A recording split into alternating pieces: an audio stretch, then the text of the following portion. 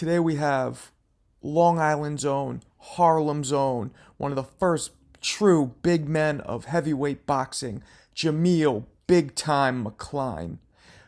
Unbelievable story. He didn't even lace up a pair of gloves for the first time until he was 25 years old, and he soon after that shot to the top of the heavyweight ranks. I'm excited, man. Let's get into this.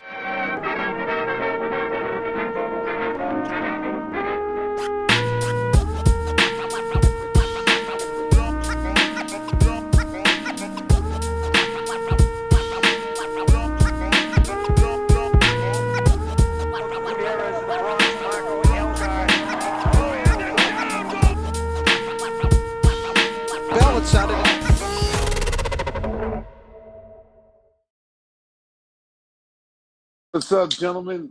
What's up, man? Hello. Oh, What's happening, gentlemen? How are you? we are good, brother. Thank you. How are you doing today? Very good, very good. Is it too dark in here? Can you see me?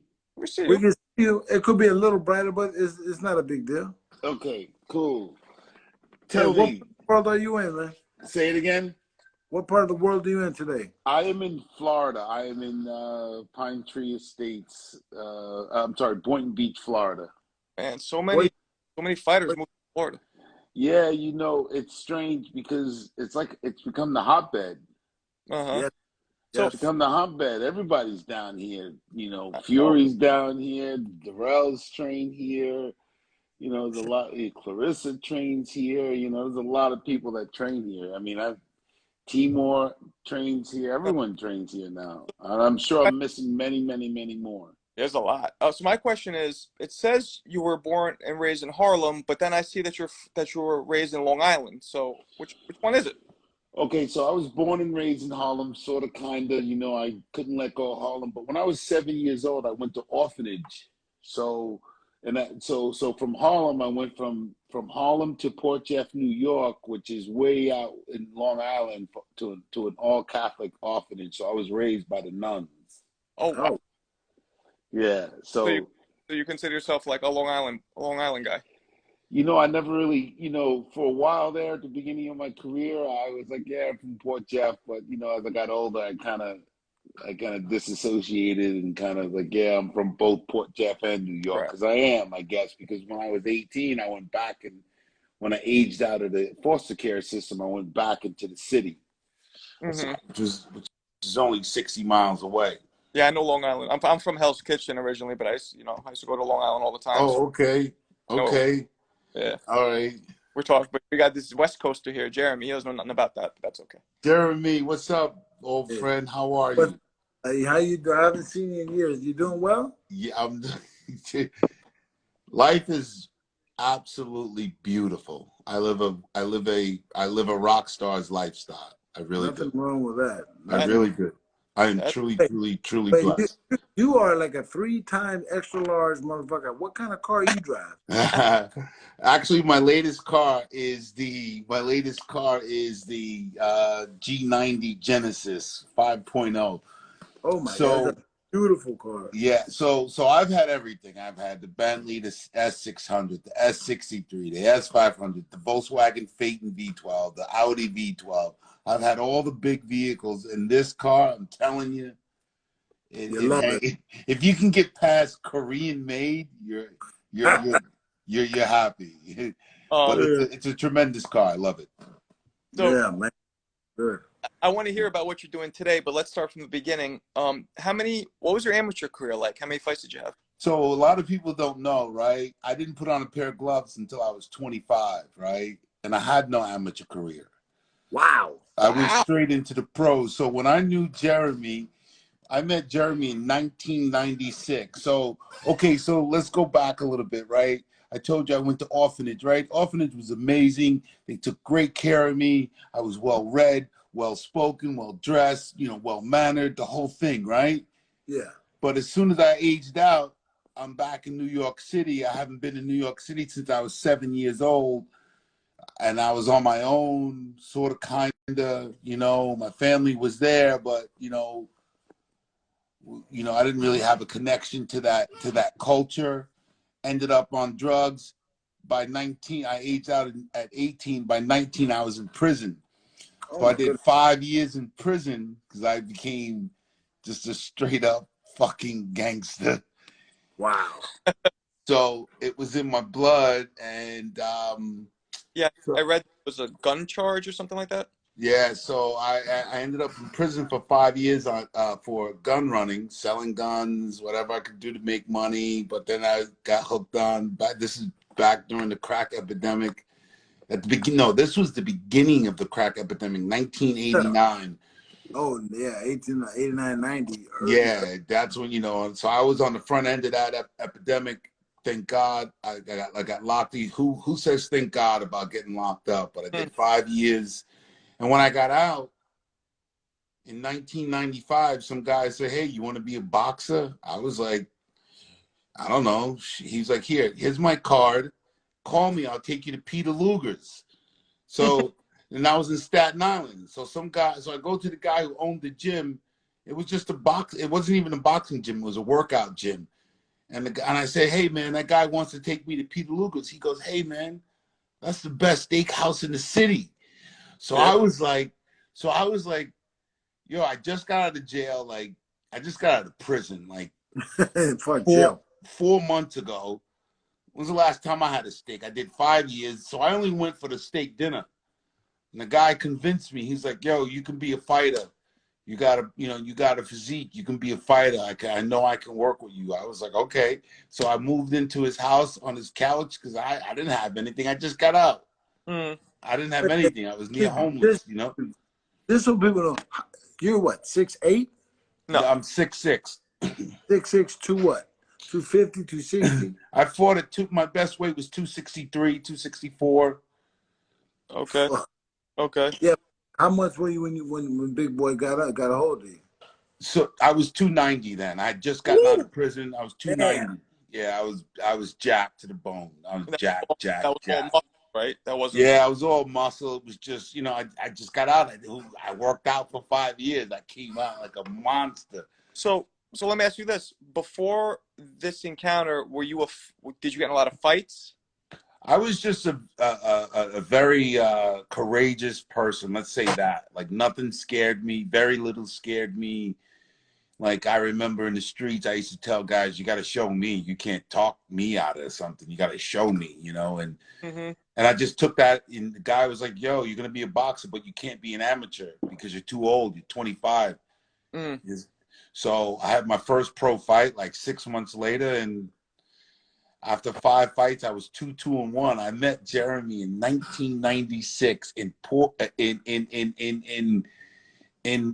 West Palm Beach, Florida. Oh, yes, you did. I remember that. Remember that? Wow. Do Yeah. you remember that camp? Everybody was in that camp. Pernell Every, Whitaker, yeah. Toro Gotti, Zab Judah, Vivian Harris, Wow. Fernando Vargas, that fucking Vernon Forrest. That camp Wow. was full Yeah. of Oh, bosses. Jeremy was there, Rockman was there, Tua was there, Galata was there. It was incredible. It was like, and I was just, and I was just there. They just brought me in as a sparring partner for the heavyweights, and I was just getting beat up by everybody every single day. Well, what do you mean by a camp? What was this exactly? no, no, we were all signed to Duva at the time. Oh, And so Duva wanted to, like they had shows. I don't remember, but they had shows like every month or every couple months or every couple weeks, I should say. And so Zab, a crew would go fight there, then the guys would go fight there. Like wow. and Andrew, everyone was building their career, so they're picking like doing sixes, eights, tens. You know what I mean? All over the country, and then they So, would go home for a couple of weeks, and you come back and you go back to work. Jamil, this funny. We spoke with Michael Grant a couple weeks ago, and he had a similar story. Somebody just saw his size, sat him down, was like, "You're going to be a fighter," and he just started. I guess when they see a physique like that, they just, Sure. So years later, I said to my guy, the guy who approached me, his name was Ron Ruther. He says, "Hey, man," I said to him years later, "What made you do that?" And he was like, "Listen, I just saw this big guy trying to jump rope in the workout gym, and I just saw how you moved. I thought maybe I could make you something, and there we go, you know. Yeah, So yeah, you very fluid, a lot of speed for your size. Yeah, absolutely. so so I remember those times. It was a very special time. I just gotten out of prison. I just, you know, I met my dear long friend, Mike Barreo, who's in the fight game now. He's a big manager. He manages Hellenius. He manages some other. Uh, uh, what's the Cuban kid who fought on the card on the heavyweight card that night? Yeah, I know what you're talking about. I forgot his name. Yeah, yeah, I forget his name. I'm sorry, but yeah, he's got a bunch of fighters. He's had, you know, everybody from me to, you know, other big names, and, you know, Charles the Prince, Williams. Williams, is it Charles? No, Prince William. but no, all right, anyway, so he and I started together, and, you know, we one day we were I met him out one day. He's like, yeah, I want to be a boxing manager. I'm like, yeah, I want to be a boxer too. He's like, let's do it together, and here we are. Years later, I'm retired, in a couple boxing Hall of Fames, you know, Florida Boxing Hall of Fame, New Jersey Boxing Hall of Fame. Things have been good, I must admit. Yeah, yeah. Was it So hold on, was it at being so big, I mean tall and big, was it cumbersome to learn how to like sit down and box and not try to throw hard? You know, so that's a really good question. I mean, I guess at the beginning that was a struggle, yes. But once I settled in, I was just so big, fast, strong, and athletic. I was, you know, and the thing that separated me from the other guys is that a lot of the other guys were fighting since they were young. I was already a man by the time I started fighting. So I was, you know, I was a strong person already, and you know, I wasn't beat up, you know, and you know, I had a lot of years in me, even at 35, when you know, because I've only been fighting 10 years now, whereas other fighters yeah, at 35, they were fighting 20 years. yeah, yeah. No, there's a lot less mileage. Absolutely. Yes. I mean, just but like once you learn like learning your technique in boxing, once you learn how to punch hard, it comes so easy. And then you, because of your size, did you think that you had to actually try and punch hard to make it hard? Yes, absolutely. At the beginning, yes. Toward the end of toward the middle of, after about 5 years in the gym, I realized I'm big and strong, so anything I throw It's is hard. is gonna hurt. So I don't have to load up and like try. And once I learned that, you know, that's when I experienced, you know, I experienced a change in my career because I was able to go 10, 12 rounds because I wasn't loading up on everything. I was just letting shots go. Mm-hmm. That's a great feeling when you know when you can just let your hips and your shoulders do all the work and you just walking through the fight, and especially at your size, I mean you're gonna hit hard regardless. But when you really sit down and punch, man, that that that's something I never wanted to be in front of. Yeah, I had a lot of fun, man. You know, But you did. I mean, boxing probably was a great experience where, you know, I mean, you're doing something that you like, probably don't love, but you like it, and it's making you money, and it's putting you in a better position in your life. How could you regret any of that? Yeah. no, you know, you're right, Jeremy. I'm sorry. Go ahead, young man. No, no, go ahead. So, Jeremy, you know, yeah, boxing afforded me a wonderful opportunity to really travel the world, see the world, learn from the world. I mean, with me to China, you know, Wow. it was awesome. You know, when I fought there, I fought Mike Molo there. My sister Tina, she was like, I'm here in the house. Let's go. Let's get on a plane. Let's go. We all went out there. It was a good time. I fought in Russia, China, Switzerland, Germany, Mexico, Poland, Austria. You know, I just traveled the world fighting. And once I retired, I traveled the world without fighting. It was just absolutely amazing. Well, what would you say was your gratifying victory? Say it again. Your most gratifying victory. What would you say was? My most gratifying victory was it was actually early in my career when I fought Lance Whitaker. I fought Lance Whitaker in New York at the Javits Center, and that was the most satisfying win for me because he was big, strong. He and Briggs, because the two of them were very satisfying because I was a very quiet guy. I wasn't quiet, but I didn't talk shit. You know, I just showed up and did my job as best I could, and which was pretty damn good. I fought for the world title 4 times. Yeah. Two of which I think I won, but that's neither here nor there, right? Oh, you're right. That's neither here nor there. Yeah. So you're saying that was satisfying because those guys talked a lot? Because I know Briggs talked a lot. Oh my God, they were talking all kinds of shit. Like all kinds of shit. Like, yo, I'm gonna nut you, and coming from the street, I'm like, man, you got to show me, show me. You can't tell me anything and scare me out of my money. Crazy. You got to show me. My favorite fight of yours, and you didn't get the victory, but you should have, was against Peter. I remember watching that, and I didn't like Peter maybe because many reasons, but I was watching that, and I was loving every second of that, especially when you had hurt him. All those three times you dropped him, I think, right? And that should have been a victory. That should have been a title. But how the judges are sometimes. This is life, So what people don't know in that fight, right? So, and Jeremy can attest to this. I was completely overtrained. No excuses, right? I was in training camp to fight Vitaly Klitchko.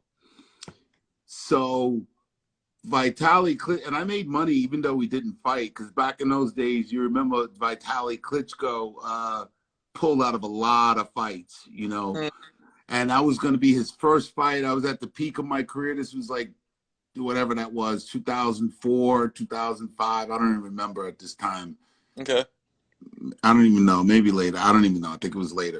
But anyway, so Vitaly Klitchko pulled out of the fight, so I had no fight. By the time I started training for Vitaly Klitchko to the time I fought Sam Peter, I was in training camp for 17 months because when 17 weeks, I'm sorry, because when Vitaly Klitschko pulled out, I broke camp for like a week, and then we got the Peter fight. So, and it actually it wasn't even the Peter fight. We just got on that card, and then Moskayev pulled out, and then Don King put me in the main. So by the time I got there, it was 17 weeks in training. I was burnt out. I was weak. So I didn't even tell anybody. I just kind of kept it to myself, and I just went after him early. That's why, I knocked him down 3 times. First time in his career being knocked down. And I mean, that of all the fights you had, who would you say had the hardest punch? Who hit the hardest? Oh, definitely Briggs. Yeah. Oh my God, Briggs. Yeah. Briggs hits like a, and now mind you, I had over 70 rounds with Lennox Lewis in the gym. Wow. But up until okay, so the last professional boxer I boxed was Deontay Wilder in 2013. You sparred him? So I was at the very end of my career. I was still sparring with guys. I was still in shape, so I would go spar with guys just to kind of have fun, kind of stay in shape. But he up until then, Shannon Briggs, the hardest puncher. He punched so hard. He's one of the most talented fighters of our time. Just Shannon Briggs, without a doubt. Yeah. So you're saying Wilder hit harder? Say it again. You said that up until then. So did you mean that Wilder hit harder than Briggs? Yes. But that was in the gym. But you're asking me, who I fought. Right. But in the gym, Deontay Wilder. So at the end of training camp, they took me out. Him and JD's took me out to eat, and they're asking me, "What do you think? What do you think?" And I said that, listen, you're gonna be world champ. There's no doubt about it. There's just no doubt about it. I think he had like just a few fights at the time. But anyway, I said, but I went into it in detail. I said, listen, but what you have to remember is that there's not a lot of us on planet Earth. And what I mean by that, there's not a lot of men that can come into training camp and give you 4 or 5 rounds, 4 or 5 days a week for 6, 7 weeks with the way you punch. You have to wear 20-ounce gloves because you punch so hard. That's what I told him. I was like, there's just not enough of us on you. I said, you're going to just destroy your sparring pool. You're just going to beat guys up and they're going to be useless to you. That is how hard he punches. It's incredible. But that's, I mean, look at his record. I'm going to tell him. I talk to him all the time, so I'm actually going to tell him you said that. The hardest puncher in the world, the hardest puncher of all time, Deontay Wilder. Really? Without a doubt. He only punches hard with one hand. I'm asking. Yeah, well, I thought he looked great in that first fight, those first rounds. He was throwing that beautiful jab to the body, that right hand to the body. He was hurting him. You could see Tyson Fury's belly turning red, but you know, he just couldn't. He couldn't sustain it. Tyson Fury is really big and obviously used his size to his advantage, and really wore him down. Speaking of that, you fought not probably the tallest heavyweight champion ever, right? My man. Say it again. You fought probably the tallest heavyweight champion ever, Valuev, right? What was that like fighting a guy who's 7'1"? Oh my God. He was so big. That was one of my best fights of all time. Like I was just in a zone. There was no human on the planet Earth that could have beat me that night. But I blew my knee that night. But yeah, he was so big, but he was fundamentally sound. That was the thing with him. He was very sound fundamentally. Like he had a good jab, a good right hand. He kept his distance, even in that big body. But I was just too fast and too strong that night. But I blew my knee, and I'm not here to cry because God's blessed me with a beautiful life right now. Yeah. That. What a title shot, and you hurt your knee, Jeremy. I don't know if you remember, but Jameel threw a punch, I think. But, stop the fight. So yeah, I threw a punch, and I got my knee got caught in the my foot got caught in the canvas, and I twisted my knee with the right hand. Ugh. And it tore the patella tendon right off the bone. So left knee, right? Yeah. So I went straight down like someone shot me, and did Valuev have any power just because of his sheer size? No. Okay. None. Okay. He was just big, and I mean, listen, if he hit you, but there was it was nothing thunderous like Deontay or Shannon or Lennox in the gym. It wasn't anything thundering like that. It was just, yeah. Well, I would ask, what? I'm trying to get something I can get it out quick. Keep it. So yeah. So that's what I thought. I thought that he was. I thought Valuev was just fundamentally sound, but just too big. But listen, I love these heavyweights today, man. I love what these heavyweights are doing today. I think Hellenius is going to surprise a lot of people. He might. I mean, you fought pretty much every heavyweight of your era, the top heavyweights. It's really, really impressive. You were always a guy who, when we would watch, I used to fight on a lower level, but I guess I'm more of a fan than a fighter but when we would watch you, it's like you could win any fight at any time. You know what I mean? That was so exciting. That was, and that was my downfall too, because I was never able to stay consistent. I don't know if that's because of ADD. I got bored with the game really fast, because now when I look back at the game, I don't identify as a fighter. I don't identify as an ex-fighter. Boxing is something I did. I just happened to be really good at it. You know, I've gone on to do some amazing things in life. Like, you know, I ran for United States Congress. You know, I've started several companies. I've sold companies. I'm involved in emerging technologies, artificial intelligence now. I've been in the medical field where I was head of business development and acquisitions for, PGX Laboratories, CGX Laboratories, Wow. which is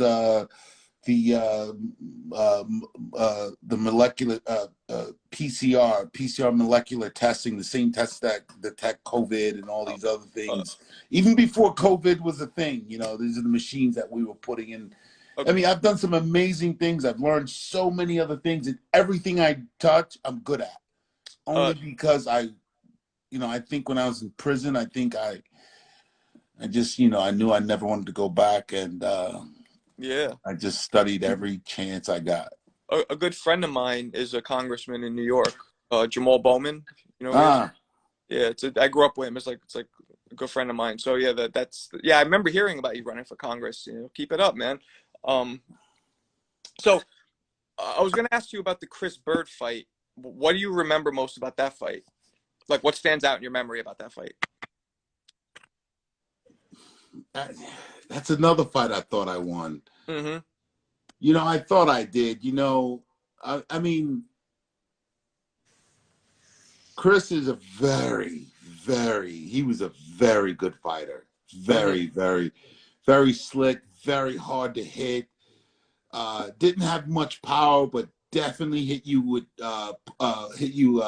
punches and bunches. Chris, Definitely, hey, Chris. say it again. You remember Chris? Hey, Used to box Chris. I've known Chris forever. Chris, very crisp puncher. Couldn't break an egg with a sledgehammer, but man, he hit you 700 times. Right. He He was he. threw. I guess if I remember correctly, with you in your fight, you know, in the beginning, you were really getting to him, and then I guess maybe you got a little tired. I don't really remember that he started coming on with like the fast combinations. I mean, is that accurate? Is that what happened? So I thought I won the first 5 rounds clearly with the knockdown, and I won one or two of the later rounds. But Chris really came on in round 6, 7, 8. It's not so much that I got tired until like the 10th, 11th. Then it was Chris picking it up. You follow Mm, what I mean? yeah. So in round 7, 8, 9, when he was really coming on, it wasn't like I was tired. It was just he just shifted into another gear, Wow. and I didn't keep up with him. Wow. What you do being 210 pounds and you at 260, 270, Crazy, you can do that. Yeah. crazy, Yeah. crazy. Like I think I came in at 270 for that fight, and I think he came in at like 210, maybe. 210, Don't get 212, something crazy. Yeah. It was one of the biggest weight deficits in heavyweight championship history. Get out. Yeah, Is that true? it is. Yeah, I did my research on you before. You know, before. Yeah. I didn't know that. I didn't know Yeah. that. So listen, here's what I think. You know, I thought that Chris definitely won that fight. You know, I had a great career. I had a lot of fun. Did I lose fights that I thought I shouldn't have lost? Absolutely. Too many of them, actually, because I think I ended my career with like 13 losses, Yeah. I became like, and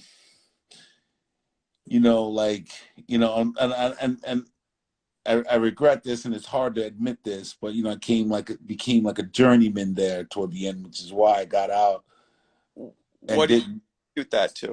Say it again. What do you attribute that to? Why did you mentally kind of stop being?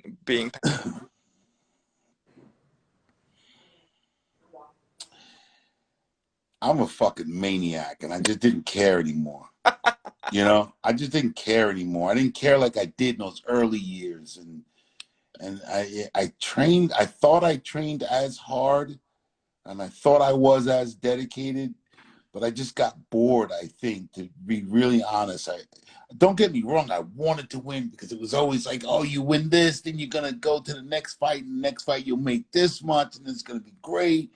Yada yada yada.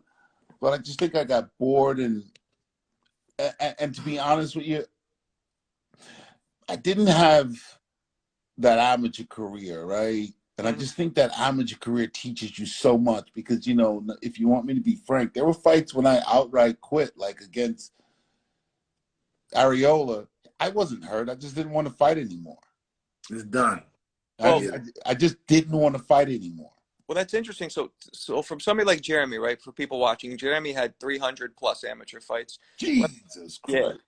Let me ask you, Jeremy, do you think there's any benefit to not having any amateur fights and learning everything later on and having less mileage? No, well, if you learn boxing later on, it's because you wanted to. Nobody forced you into it. Right. And for me, I didn't want to fight. I would have I could have had just as happy as life being a fireman, a cop, or you know, construction worker. But I happen to be this guy. And starting the game at 28 or 25 or 20 is, I mean, it's a completely different than starting when you're 8. When did you start boxing, Jeremy? 8 years old. Oh, wow. Yeah. And it wasn't by choice. I was forced into it. You were told this is what you're going to do. Exactly. Yeah. And you know, by like 15, 16, I'm the best in the country. I'm fighting number 3 in the world as an amateur. So why stop? Yeah. You know, nobody's paying attention to my boxing. Nobody's paying attention to my grades or my reading levels or the way I can spell the math grades and nothing. Everything was about boxing. Wow. And that broke me because, you know, that broke me, meaning I focused only on that and I didn't focus as hard on my education.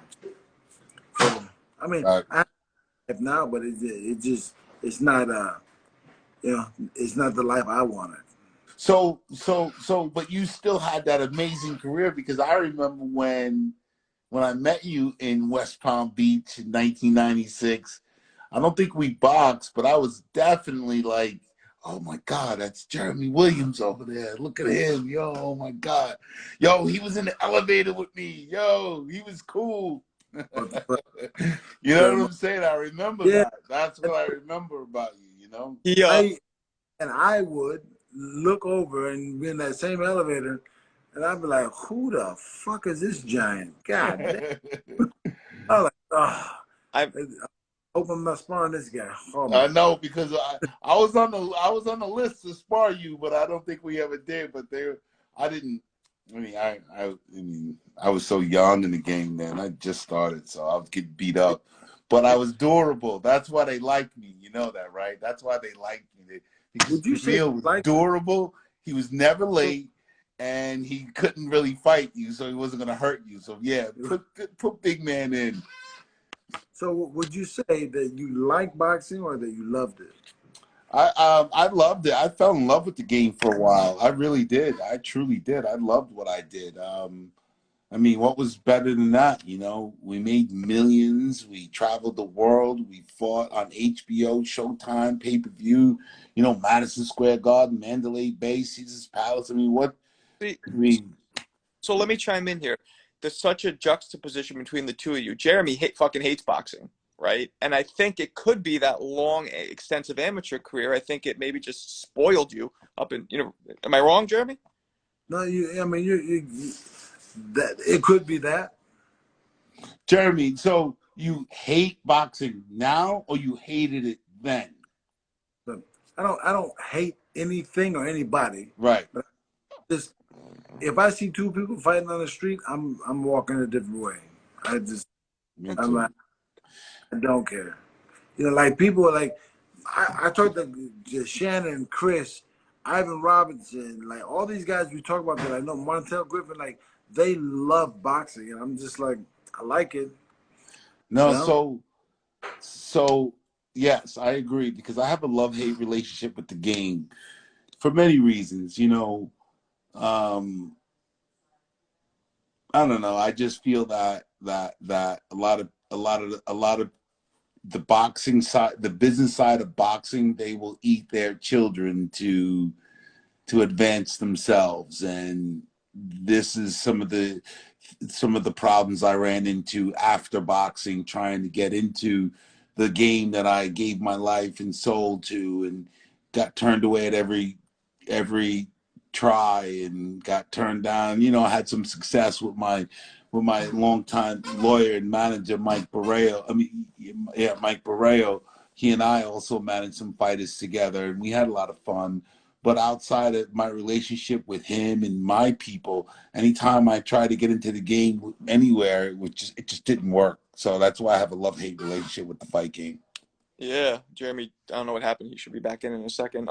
Yeah, I mean, I think maybe the fact that you didn't have that long, extensive amateur career might have helped you not hate it. You know what I mean? Like, you know, Jeremy and I met. We were both Kevin Rooney fighters, right? I was just becoming an amateur, and he was just turning pro. And how you said, like, when you would see him, there's Jeremy.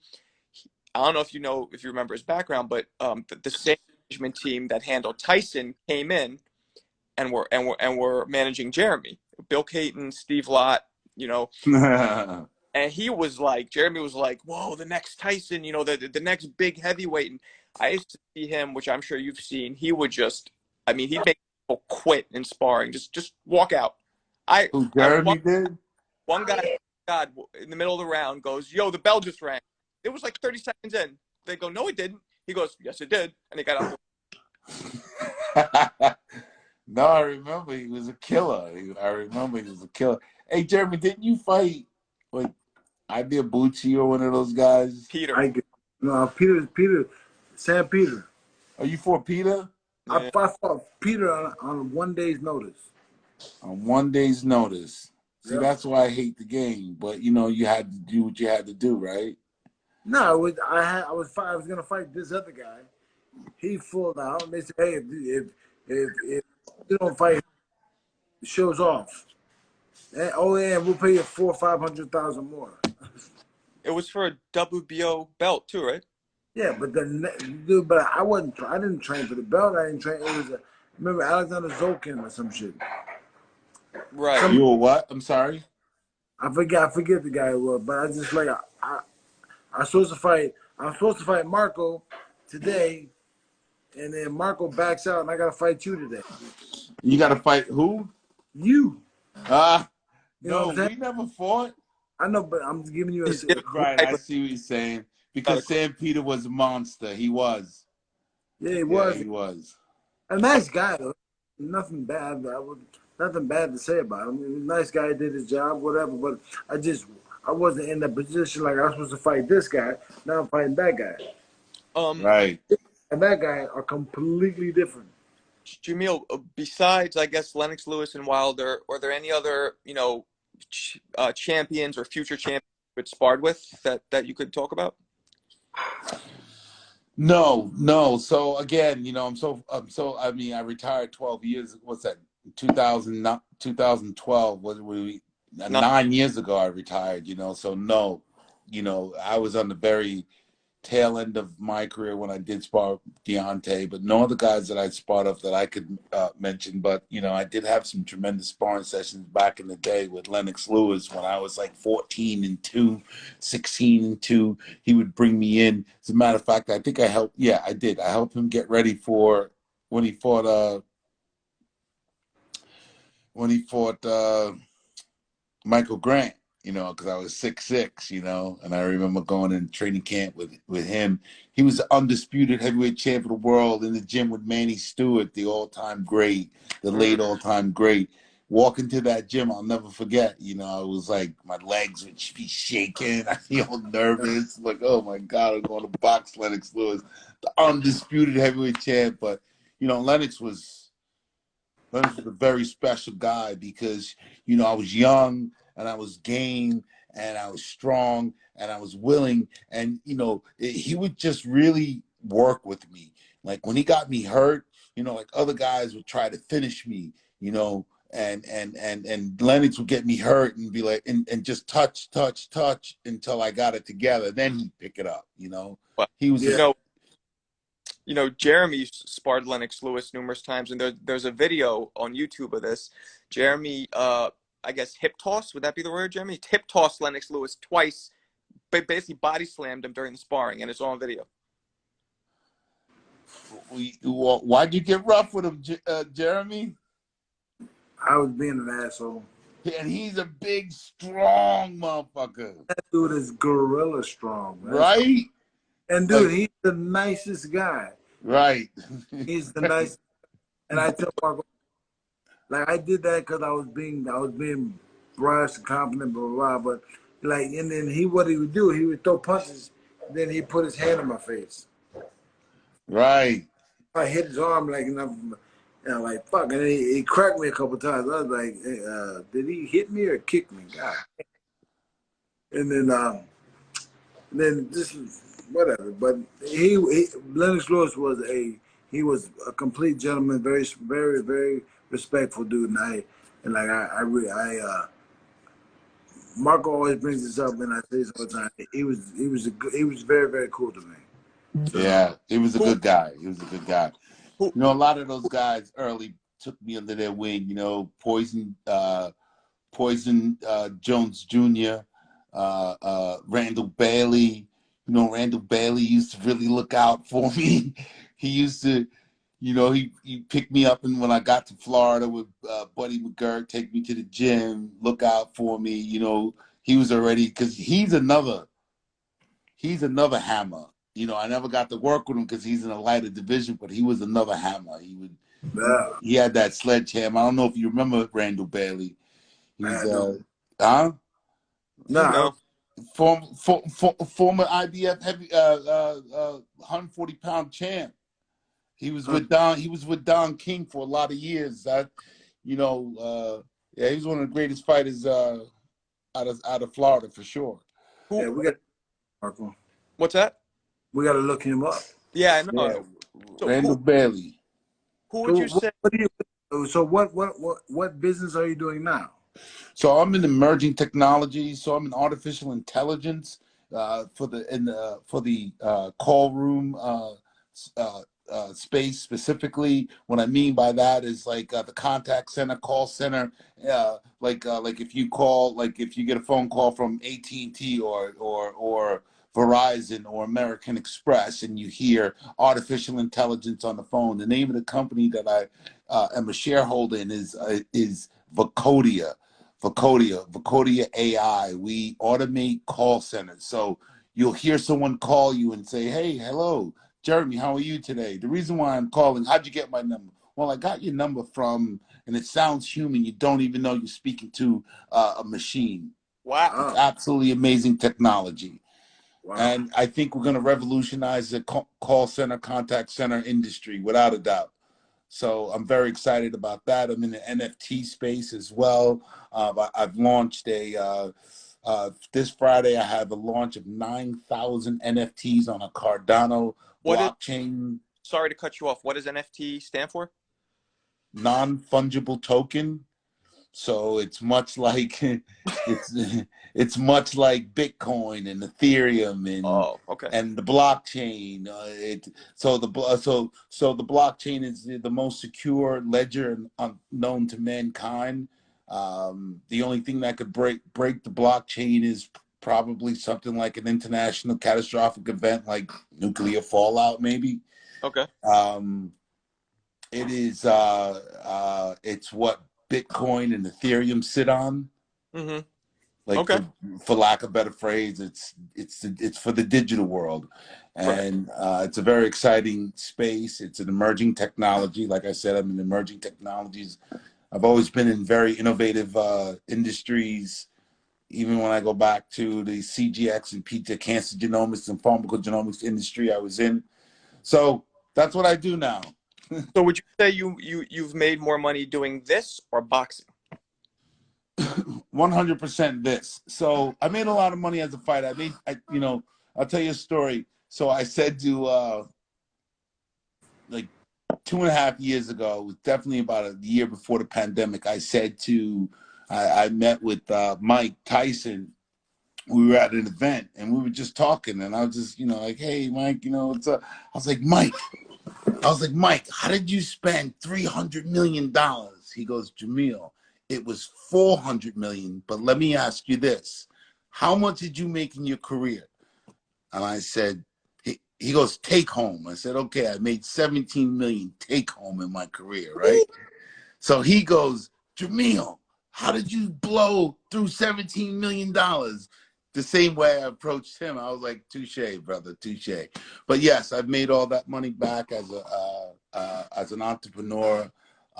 You know, I live in, you know, yeah, living a dream life. I have a beautiful home, beautiful wife, beautiful daughter. Everything is good. You know, everything is just treating me very, very well. I'm blessed, and So wait, so I'm sorry to go back to the story. So you blew you blew all your money at one point, and you had to kind of build everything back up? 100%, Wow. What would you, 100%. was that just bad spending? Was it, what would you attribute that? So it was just bad spending, just crazy living, just nonstop. Well, here, you want me to? I mean, Jesus Christ! I mean, it was just about, we just never stopped spending money, and when you stop making it and you're still spending it at the level that you were making it, when it's not coming in anymore and you're still spending it, it's going to run out. I don't care. I mean, if you got, well, even Mike said he blew through 400 million. I mean, it just happens. Homes, cars, friends' homes, friends' cars, trips, diamonds, everything, anything and everything your heart desired. Yeah, yeah. I mean, we you know, boxing gave us all, both of us, pretty, you know, once you retire, you know, you're making loads of money, and you retire from the sport, and you're not making that anymore. You're like, whoa, shit. Exactly. Like, what happens then? Some of us make millions and billions. Some of us, you know, there's always going to be money in boxing, but there's always going to be people who take advantage of you, people who take advantage of the sport. Listen, that some people lost their money through, you know, bad investments, being taken advantage of. You know, between Michael Borrell, Scott Hirsch, and Alan Wartsky, these are people that I were partnered with throughout my career. We never had a contract. We just shook hands. No one ever beat anyone. But I hear horror stories about, even like Tua had a horror story where he got beat out of millions. You know, it's just, but it happens. You know, but I can't say that ever happened to me, because I had a very solid team. You know, my lawyer Mike, my manager Alan Wartsky, and then my next manager Scott Hirsch. Everybody was just very honest and strong and for one another. So we had yeah, it was just very honest and very good dealings with them. But outside of that, you know, once I got home and got my check, I was off to the races. Hey, Joel, thank you so Off much. to the moon. Thank you for your time this evening, man. Pleasure speaking to you. Yeah, it was man. fun, man. We should do it again. Hey, thank you so much, gentlemen. All right, good talking to you.